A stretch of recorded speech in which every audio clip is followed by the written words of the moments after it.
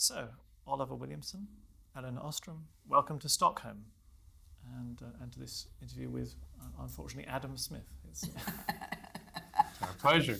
Our great pleasure. I think when I phoned you both in October, you were both somewhat surprised by the name. It's a bit of a liability on that day of the announcement. How have the couple of months since the announcement's been for you? In a word, hectic. In 2 words, very hectic. It's you must be catapulted into a spotlight and a whirl of activity. It is. One of the things that is really gratifying, however, is how much goodwill you soak up from hearing from friends and former students and colleagues and family, and it's unreal, but it's there and so genuine that I couldn't have imagined it. It's nice. I double that. It's some parts of the email load are not friends and family, and trying to cope with that has been a bit of a challenge. But for our former students and colleagues all over the world, they've been sending joyous messages, and that's very gratifying. And since you're the first woman to have been awarded the Prize in Economic Sciences in its 40-year history, I imagine that's slightly added to the load that you've been under. Yeah, I think that there have been many people who have been particularly asking about gender problems in American universities. Mm-hmm. And I'm sorry. Universities more generally, it's not just U.S. I'm sorry, you must be terribly bored of discussing this, but the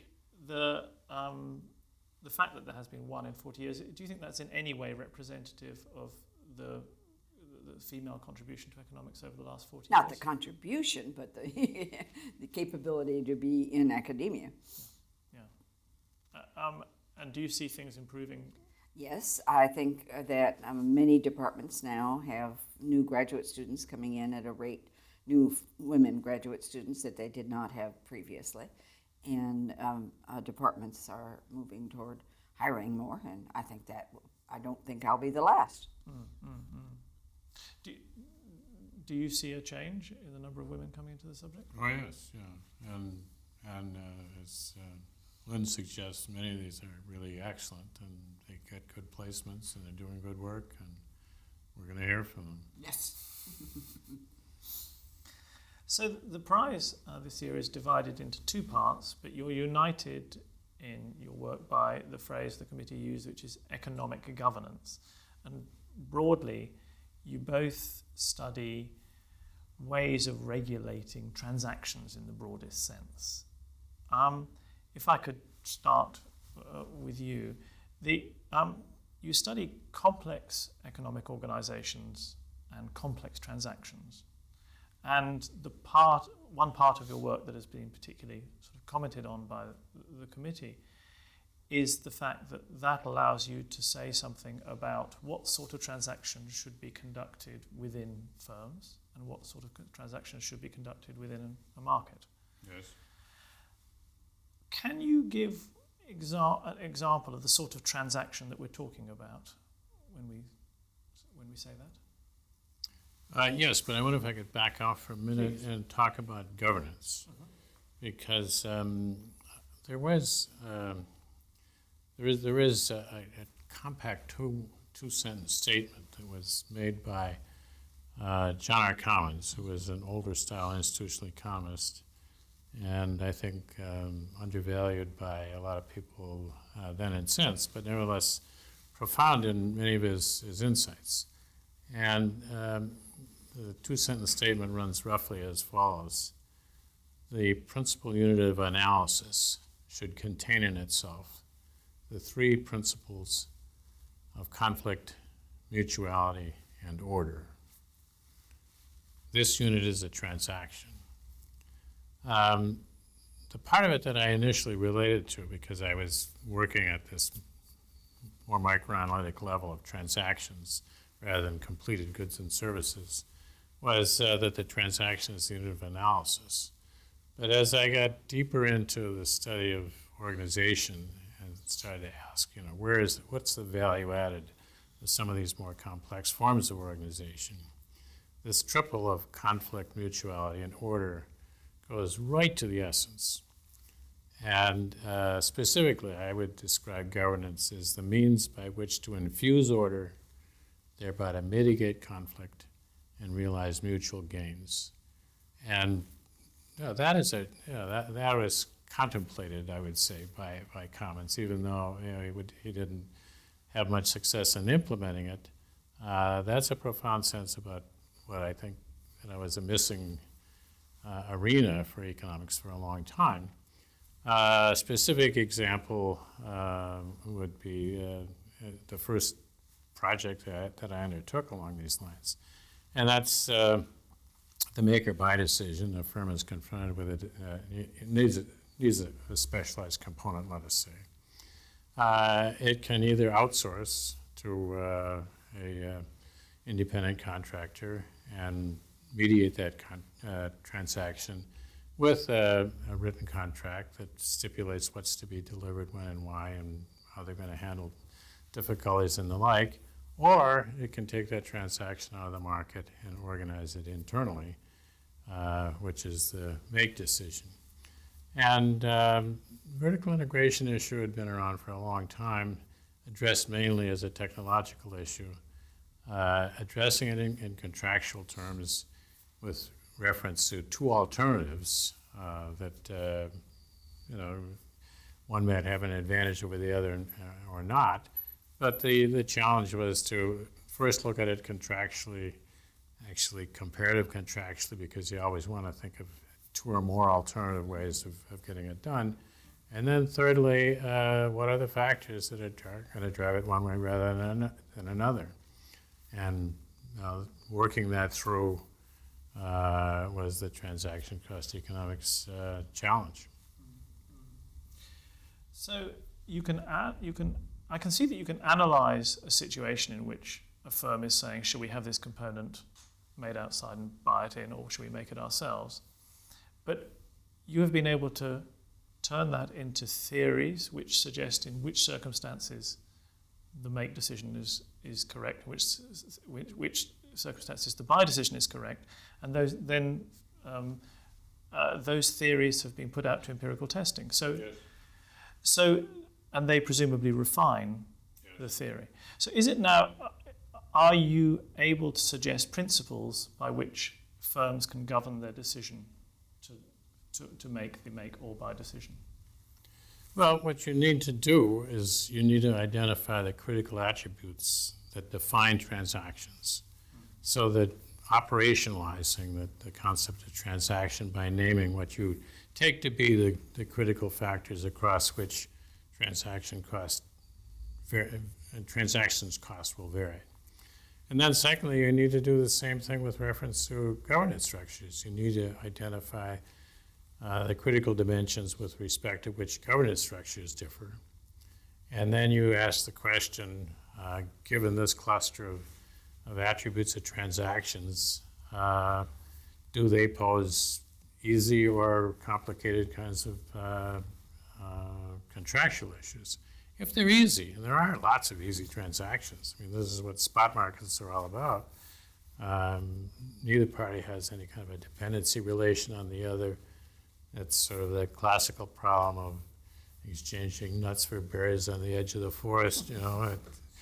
We both benefit from the exchange, but we don't have any continuing relationship. Where you have to have a continuing relationship, where one party needs to make specialized investments in support of the other, and where this contract may break down if it's done in an interfirm fashion, that's where the concept of taking transactions out of the market and organizing them internally is important. And actually, there's two other sort of major figures, I would say, that enter into this. And both of them talk about adaptation as being the central problem of economic organization. One of these people is an organization theorist, also from the 1930s, namely Chester Barnard. And he was interested in what it was distinctive that was going on within firms. And his view was that coordinated adaptation was the central kind of a contribution that internal organization had to bring, and doing that in a conscious, deliberate, purposeful way.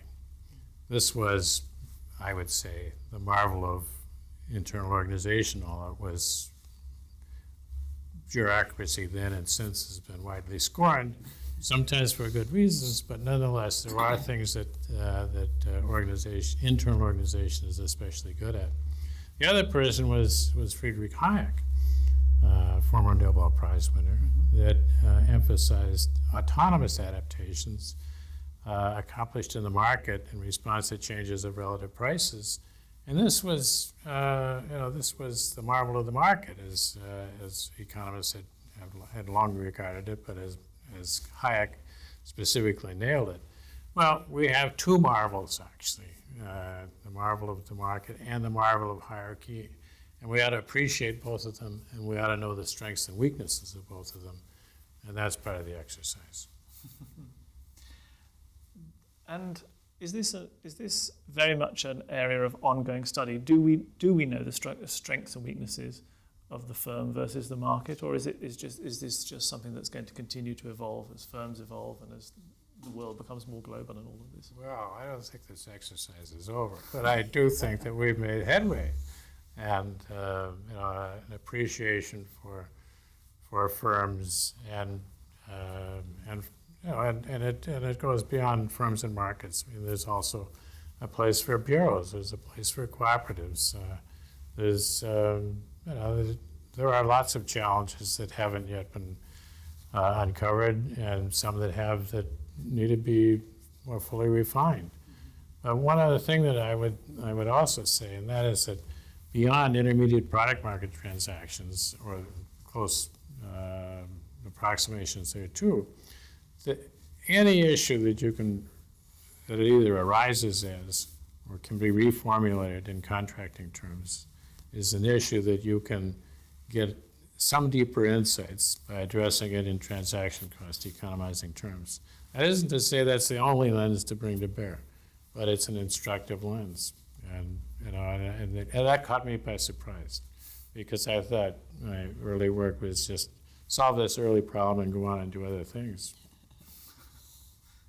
There was more to be uncovered. Yes.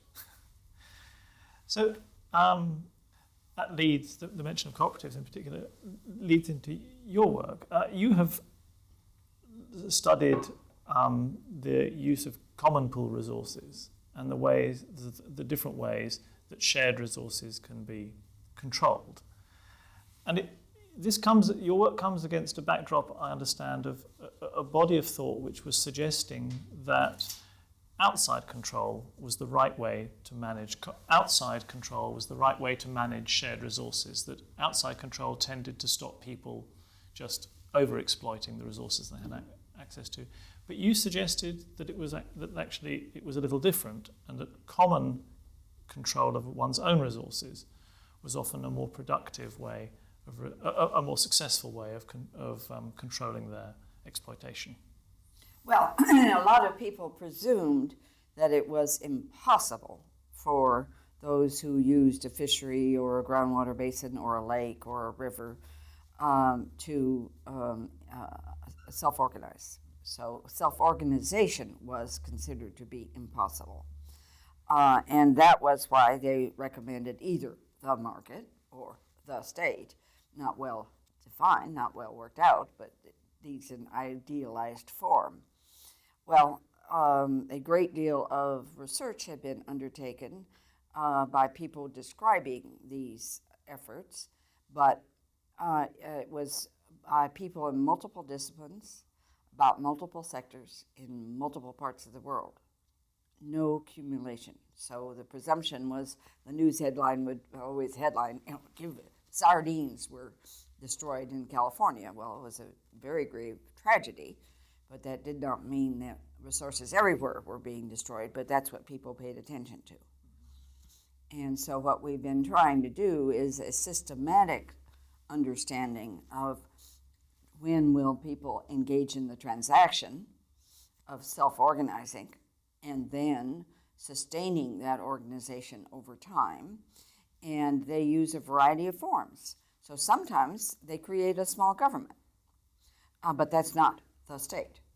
So the group of groundwater harvesters I looked at in Southern California there were 11 cities, all sorts of diversity, but they created something called a special district, private water association, a variety of other things, and did an incredible job without a single external authority doing it for them. It was tough, but they did self-organize.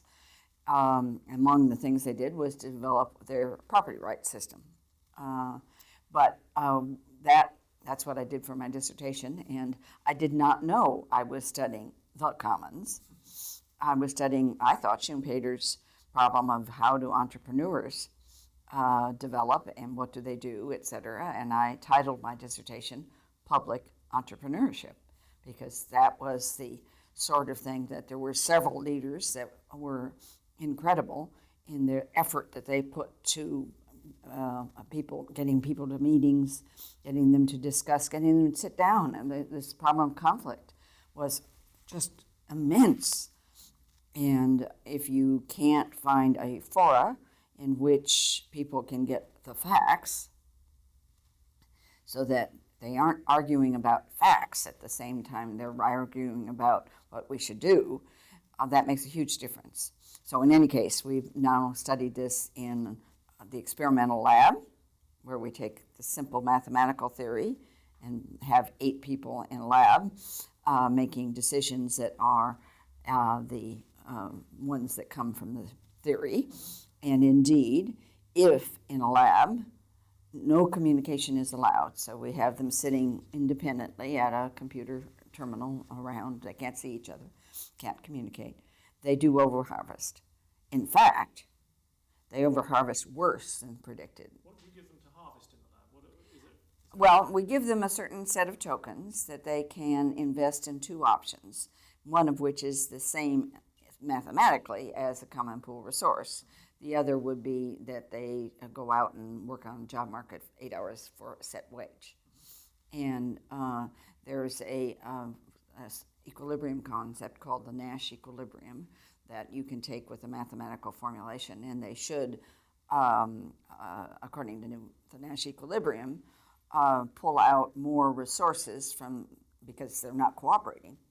If we are all going in there and being aggressive, you then harm each other, and you, in the long run, are actually harmed because you are doing more than you should. So doing worse than Nash means that they were even much more aggressive.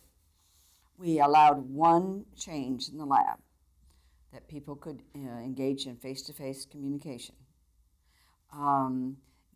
which in game theory was called cheap talk, because that process, if one person said, why don't we do X, and the others agreed, there was no external enforcer. And without a third person enforcer, the court or the state, it was considered mere sheep talk. Well, mere sheep talk allowed them to greatly increase their joint payoff and to preserve the mathematical resource. And we tried a number of other things that we're seeing in the field.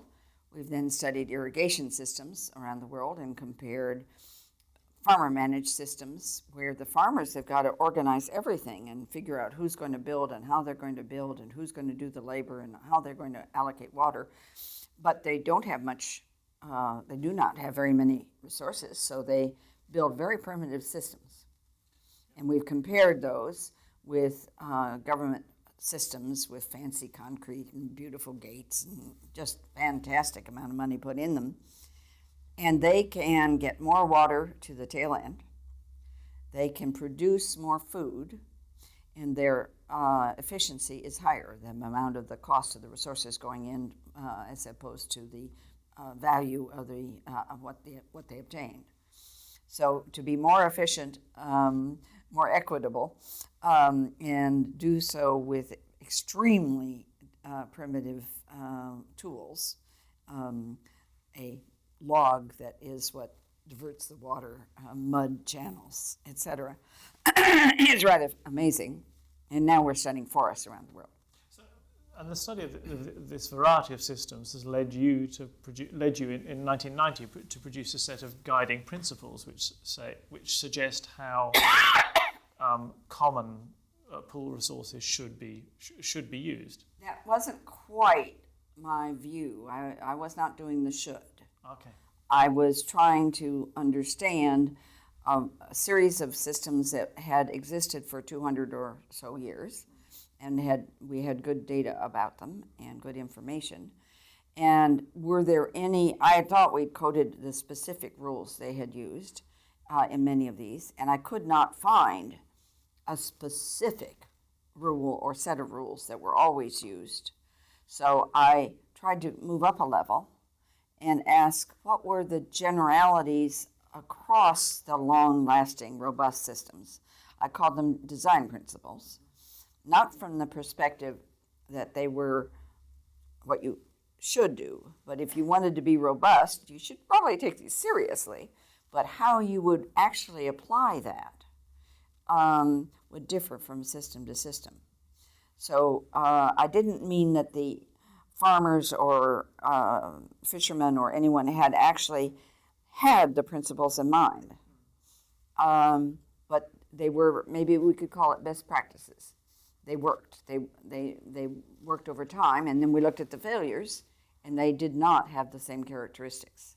But given that one must be able to look around the world and just see innumerable examples of places where it's not working as well as it should be, there must be quite a temptation to start saying should, because if you've got a set of design principles which you see working broadly around the place, it must be quite tempting to think. Well, some people have applied it, and I have a little bit of a tension with some of the ways it's been applied, because USAID and all sorts of CETA, others have gone in and said, now, do this. And when one of the principles is that they've developed a way to have conflict resolution locally. Well, sometimes they have a court. In Spain, in eastern Spain, there is a court that has been maintained once a week for, back to 1500. Valencia. It's got a very stylized way of handling things that works for them because they have multiple systems. The water master on each of the systems comes and is on the court. And if there's a conflict on their system, they leave the court and testify in front of it. But that's a particular design that works very well, that when you get experts who know the problem and face with it every day, and then you bring a conflict between two neighbors before, and you get a decision now. That is conflict resolution within a week of the conflict emerging. Now that won't work everywhere as a conflict mechanism. So why I'm nervous about people who want to just impose it, and that has been happening from time to time, is what is it you're imposing? Are you running training sessions with people to give them an idea of the array of conflict mechanisms that people have used, and then ask them what are some of their traditions, their ways of doing things? Then they may be able to develop a conflict resolution mechanism that works for them. But sometimes that's the traditional chief. Well, that won't work in LA. Well, not usually. It might work in Chicago. Not my hometown. So I can make a couple of remarks that relate to, I think, both of our work.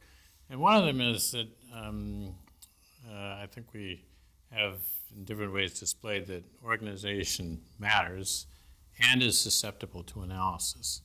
And a lot of people are persuaded that organization matters, but for economists, it's important to show that it's susceptible to analysis. And by doing this kind of microanalytic research and establishing the preconditions for some of this stuff to go through was really vital. But also, the we're both affiliated with the New Institutional Economics, and the New Institutional Economics operates at a couple of levels, one of which is kind of this organizational or governance level, but there's a higher level, and it relates to this inability to have a cookie cutter that you could just go in and stamp. That is, different nation states are differently organized, and they have different traditions and customs, as Lynn says, and those are important to how you organize, and that should be factored in rather than simply ignored or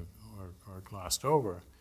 And the last thing I'll suggest, and this suggests the ambition of this line of research, is that right now all, I think, major states have something that's akin to a Council of Economic Advisors. And I think that they're well advised to have such. I think that organization is sufficiently important, and as we make progressive headway with our understanding of it, I think that all nation states ought to begin thinking about having a Council of Organizational Advisors. So there's lots of stuff that's going on in Washington, D.C. and around the world right now that has huge organizational ramifications and isn't being factored in the same systematic way that the basic economics is. And sometimes that comes back to a serious regret. That feeds into a question I was going to ask about the frustration there must be in when you study these things and see people not thinking about it enough. And whether that leads you ever to think, well, maybe having spent all this time studying it, I ought to be in more of a policy position myself and trying to make people listen from a different perspective. Is that a conflict you feel? Do you wish people would listen to you in a different way? Well, I think we make headway, and it takes time. But actually, one of the access points for me was I served as special economic assistant to the head of the antitrust division in 1966-67. These were marvelously capable people that were running the antitrust division, but they were doing it in a one-sided way. They were essentially using textbook economics, microeconomics, supplemented by a little bit of industrial organization. But there was almost no attention given to the possibility that organization was important, and that instead, if you saw a non-standard practice or organizational form, the immediate suspicion was this has antisocial, anti-competitive intent, and it's easy to run with that ball and get the courts to buy into it, and they did. But the other possibility was that some of these have benefits that are associated with it, and one of the things they're trying to do is infuse confidence into contractual relations that otherwise would break down, and that this is an efficient thing to do. And that point of view has made progressive headway. I don't say it's the mainstream now, but there's much more interest in being symmetrical rather than one-sided in our way of doing antitrust enforcement and doing regulation. And it should be the case that as we design bureaus, that this is actively taken into account. And take the Department of Homeland Security. That was put together in rapid fashion and in a way which I think many of us that are closer to the organizational side of things say this really should have been vetted by people with organizational backgrounds and interests and capabilities. I did a series of studies that looked at a slightly different question now on public goods and how do you organize local metropolitan areas, because we started with water, but then I turned to policing, and the presumption was that in a lot of the literature that fragmentation was evil, and that what you needed was a single center hierarchy was the model that a lot of reform efforts had in their mind, that hierarchy would solve all the problems of metropolitan areas. And I was deeply suspicious of this. And having done work on a polycentric industry where there were public and private firms working together at multiple levels, it did not appear to me chaotic, but many of my colleagues would put a map in a textbook and it would show some individual cities and then show some other units, and the heading would be the chaotic structure of X metropolitan area, because there were multiple units on the map. That was chaos. Well, we studied policing in a number of smaller studies comparing very similar neighborhoods served by independent small departments versus large. We never found a large department that could outperform a small, partly because of knowledge and understanding. I rode in a lot of patrol cars, and if you were in a smaller, medium-sized patrol car, the officer would tell you a lot about the neighborhood he was patrolling and really knew it. In large departments, to cope with the problem of corruption, which happened in large department, they rotated the officers. And so they might have 90 districts, and you rotated every 28 days. Well, you didn't know much about that district. So the knowledge level of the officer and the knowledge that the citizens had of the officers serving them was very low.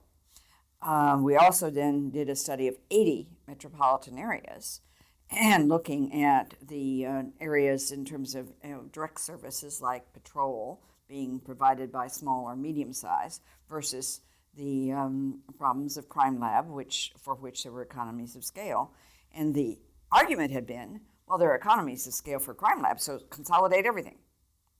Well, we found that in the field, in 80 metropolitan areas, we found only 84 crime labs.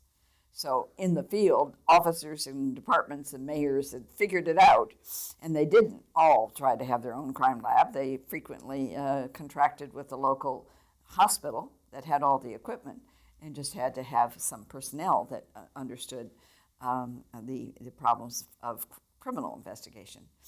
And in 80 metropolitan areas, we found the most efficient and effective had some units at the very top, and then had a large number of small to medium-sized direct producers. This is an entirely different vision, but it's consistent with the idea that there isn't just one way of organizing a corporation, and there was one way of organizing a metropolitan area. And I think our work complements each other's, because you can't make those kinds of presumptions that the transaction costs involved in interaction between an officer and a citizen who don't know one another, and the interaction between an officer and a citizen who've seen each other at different times, their faces are familiar, you know a little bit of the background, is entirely different. One of the things, the principles that seems to run through your work is that people behave more rationally, more sensibly than is assumed in many cases. That they, whether Depends on what you mean by rational. Okay, yes, I'm getting into hot water by using such terms. People are better able to, if you like, look after themselves. They either use water in a common way more sensibly than the government might think they might, or if they're local police forces, they organise themselves more sensibly than, again, the government might think they might. There are settings in which they will just grab like mad. Okay. So you can't just assume that people under any circumstance will always take into account others and always be good. Humans are neither all angels or all devils.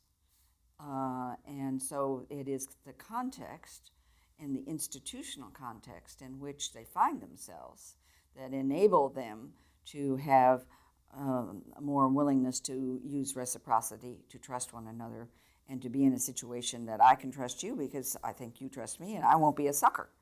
And one of the problems with the commons is that if I trust everyone else is going to be a good guy and I'm cooperative, and they're not, I'm a sucker. And people are worried about being a sucker.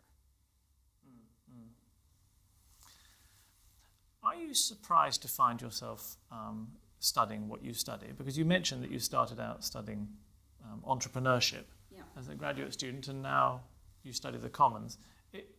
When you look back, is it odd that you ended up here? Well, it's a great honor to be ending up here, but I was studying the commons from the beginning, but I didn't know it. I was studying a tough problem that people were trying to solve, and entrepreneurship in the public or private sphere has to do with people who are able to understand some of the complexity of a setting and how to get people, how to organize. So the capacity to organize is crucial. And yes, the presumption has been the only way that people organize is inside the market or through a state. And that's what I think has to be, we have to move on to understanding that organization can occur at multiple scales in multiple ways and not always the best. So the mafia is organized. That is not always good. But I asked the question as a prelude to asking who you think ought to come into the area now. What are you looking for in terms of new blood to come in and advance the theory further? Is it possible to say? Is there something lacking? Well, this is a little bit idiosyncratic, but I do think that there is a movement in economics to be more interdisciplinary in pulling related disciplines together, whereas previously there is and I think always will be a sense that economics is the prince of the social sciences, but that there's a greater appreciation, I think, that there are complex phenomena that if you look at them exclusively through the lens of economics unassisted by any of the contiguous sciences, that you're going to be missing things. And one of the things that one of the reasons why I think that I was able to look at some of the issues in antitrust enforcement differently than was the sort of standard view was that I was part of a really unusual interdisciplinary program in social science at Carnegie Tech,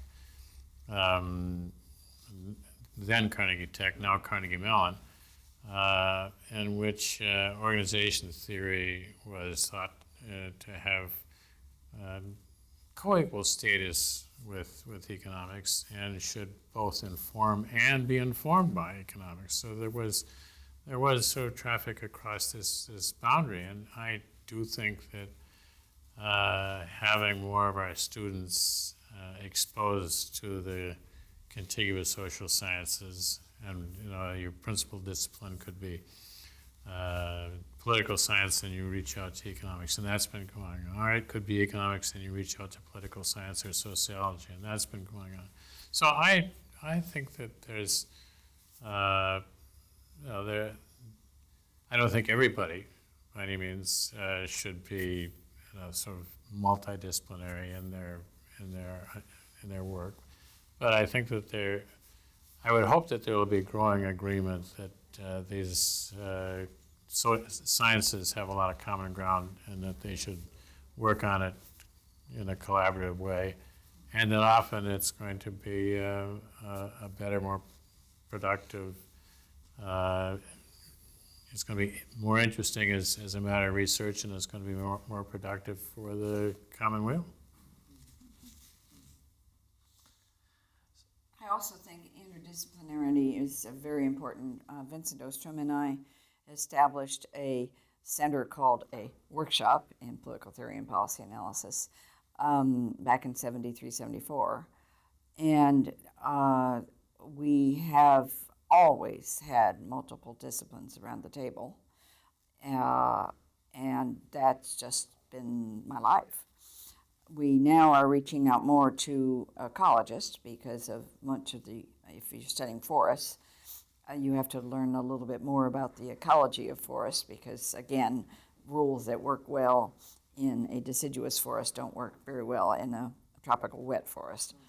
And trying to understand the ecological foundations is very, very tricky, and I'm having to learn a lot of new concepts and new terms. And so are you specializing in forest studies through the No, it happens to be the applied area I'm working in now heavily. I have a couple of articles I'm working on irrigation that still we have a large database, and we have a book coming out another 6 months or so, assuming that all of this. But I have just finished a book that I'm very, very pleased about with the title Working Together, Collective Choice, the Commons, and Multiple Methods in Practice. And the thesis of it is, besides interdisciplinarity, is multiple methods. So sometimes we have people who will only do a mathematical model, or only do case studies, or only do large N, and they criticize everything else. And the problem is that we need to be able we can't ourselves do them all. That's foolish. But we need to be aware of the advantages and know enough about some of the methods that we can work with an expert in a method and then bring some of our knowledge from a different set of methods together.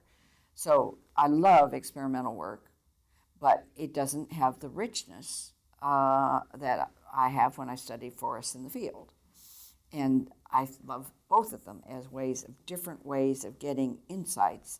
And sometimes being in the field leads back to the lab. In particular, I kept seeing people monitor and sanctioning each other in the field. Amazing times.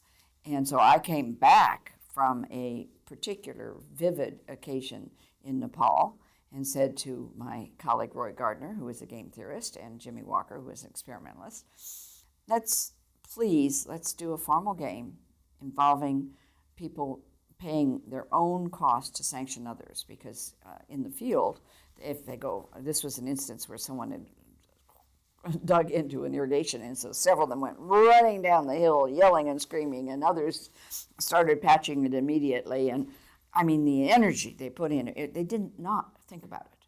There was no rational calculation about this. They just did it.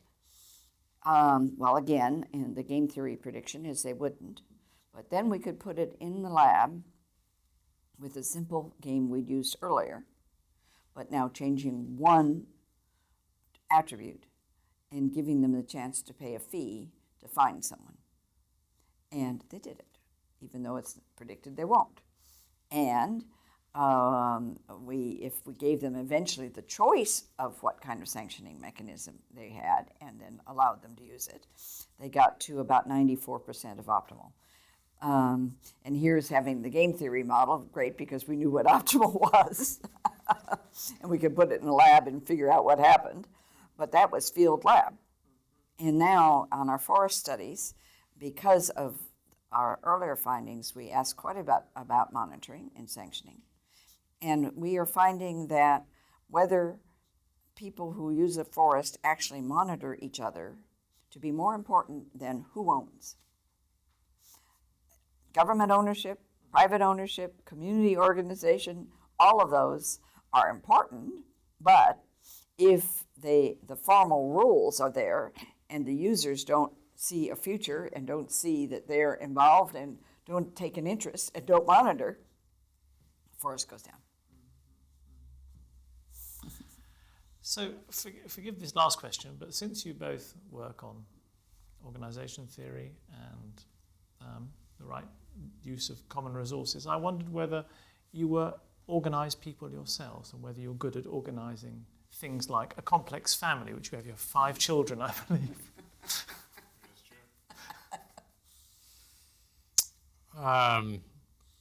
Well, I think of myself as being disciplined, and I guess because I enjoy my work so much, I spend a lot of time struggling with new and different issues trying to understand them and trying to see if they can find ways to fold them in, and whether or not they have public policy ramifications and the like. So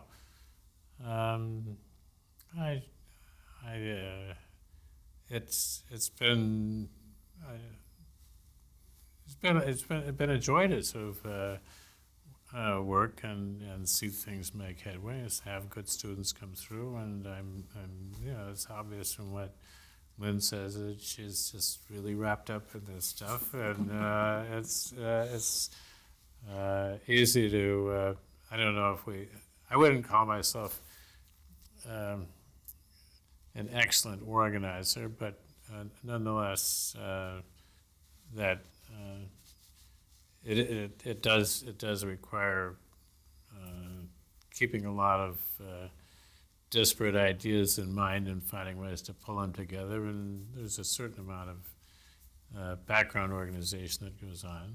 Sometimes, actually, to my surprise. This has been true more recently than it was when I was a younger fellow. But I'll start dreaming about some of this stuff, and thinking about obviously what I'm thinking about is what I should be doing, and if the ideas are good enough, and it doesn't always turn out that they are, but I get up and jot little notes down and then get back to sleep rather than struggle in the middle of the night,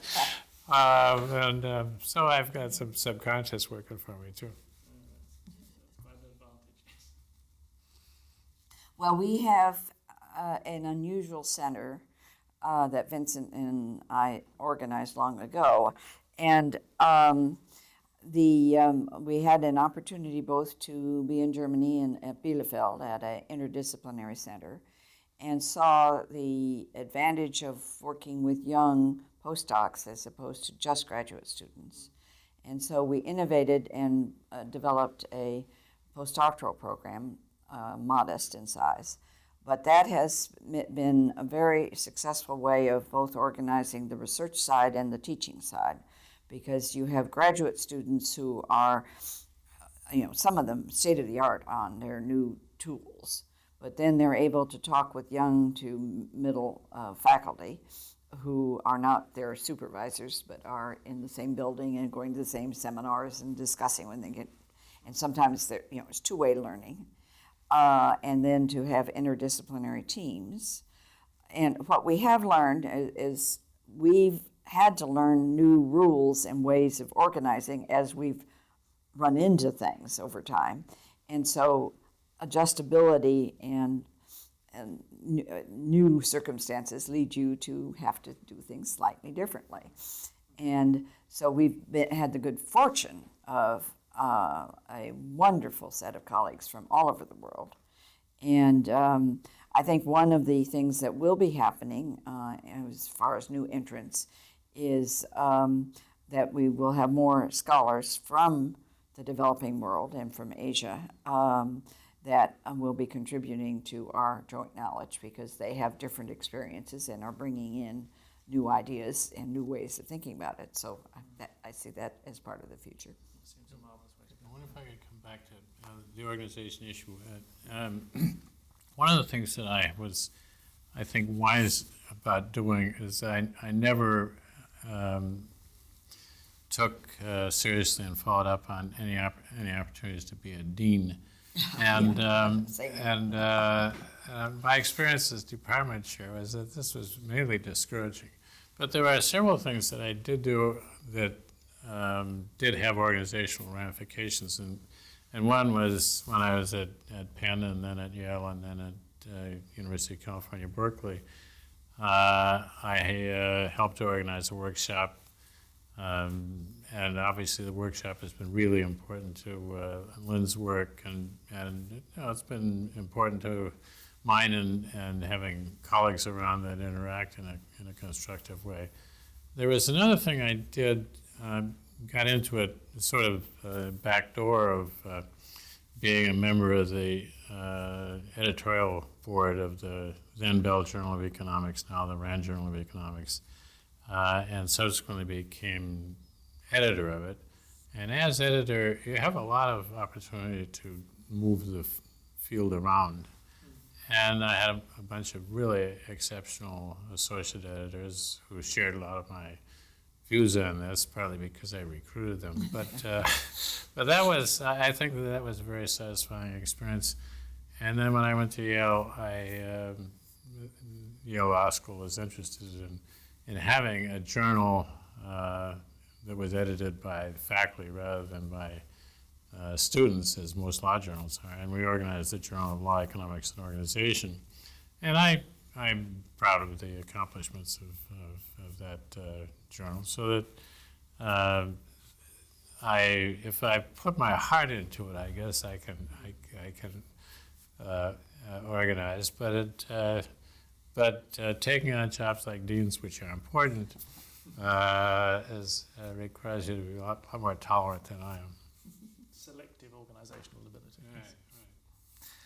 Okay, well, splendid. Thank you very much both for this conversation, and I wish you a really tremendous week, a lovely Nobel week. Thank you. Thank you. Yeah, I'm amazed at all the good stuff that Wow. you drew out of us. At least that's the way I want to interpret it. Oh, splendid. Splendid. I enjoyed it very much. Thank you. It's very nice to talk with Adam Smith, and real Adam Smith. Yeah, I'm afraid, my parents saddled me with something that I can't live up to. Well, but that isn't the purpose. You're Adam. You're a real person. We see that.